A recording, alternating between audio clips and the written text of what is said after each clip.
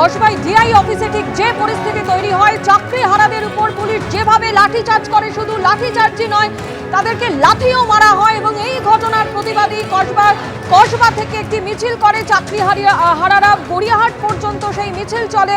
গড়িয়াহাটে পথ অবরোধ করে সেই চাকরি হারারা।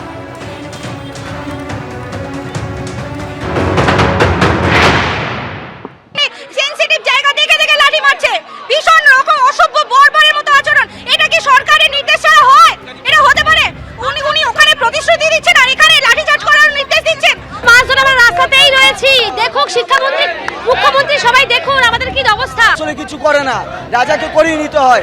আমরা আগের দিনও মাননীয় মুখ্যমন্ত্রী ওখানে আমাদের বক্তব্য উত্থাপন করেছিলাম যে আমরা কি চাই। আমাদের স্পেসিফিক কিছু বক্তব্য ছিল, তার মধ্যে একটা প্রধান বক্তব্য ছিল যে আমাদের বাঁচানোর দায় রাজ্য সরকারকে নিতে হবে। আমরা চাই যোগ্য হিসাবে আমরা পরিগণিত হতে চাই। আমাদের যোগ্যতার লিস্ট সর্বসমক্ষে প্রকাশিত হোক, মিরর ইমেজ সবার সামনে আসুক। আমরা কোনো ওই ভলান্টারি সার্ভিসে যাব না। আমরা যোগ্যতার পরীক্ষা দিয়ে স্থায়ী শিক্ষক হিসেবে নিয়োগ হয়েছি, আমরা স্থায়ী শিক্ষক হিসেবে থাকবো। ন্যায্য দাবি আমরা করতে এসেছি, আমরা আমাদের হকের চাকরি ফিরে পেতে এসেছি। মেরে দেখ, গুলি করে মেরে দেখ, লাঠিচার্জ করে কি হবে? কার নির্দেশে লাঠিচার্জ?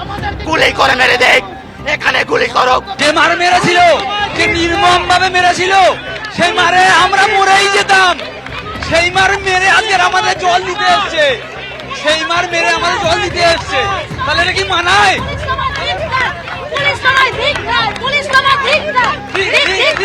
পুলিশের সন্তান কি বিদ্যালয়ে উপস্থিত হয় না? এই পুলিশের সন্তান কি বিদ্যালয়ে যায় না? ওই জল আমাদের চাই না। ওই জল এনেছেন কেন? চোখ ধরারে লড়াই চলছে চলবে, পাঁচা মারারে লড়াই চলছে চলবে। কসবা ডিআই অফিসে তুমি দেখেছিলে যে আজকে কি পরিস্থিতি তৈরি হয়। চাকরি হারারা চাকরির জন্য যায় যখন, এবং তার জন্য তার লাঠি পেটা খেতে হয়। এবং এর পরবর্তীকালে একেবারে কসবা ডিআই অফিস থেকে বেরিয়ে যারা চাকরি হারা তারা কিন্তু একেবারে কসবা থেকে এই মুহূর্তে বিজন সেতু হয়ে গড়িয়াহাটের দিকে তারা মিছিল করছেন। যোগ্যতার লিস্ট আমরা প্রকাশ চাই, যোগ্যতার লিস্ট এসএসসি অফিস এবং মিরর ইমেজ সহ, এটাই আমাদের একমাত্র দাবি। যোগ্য অযোগ্যের লিস্ট কমিশনকে প্রকাশ করতেই হবে।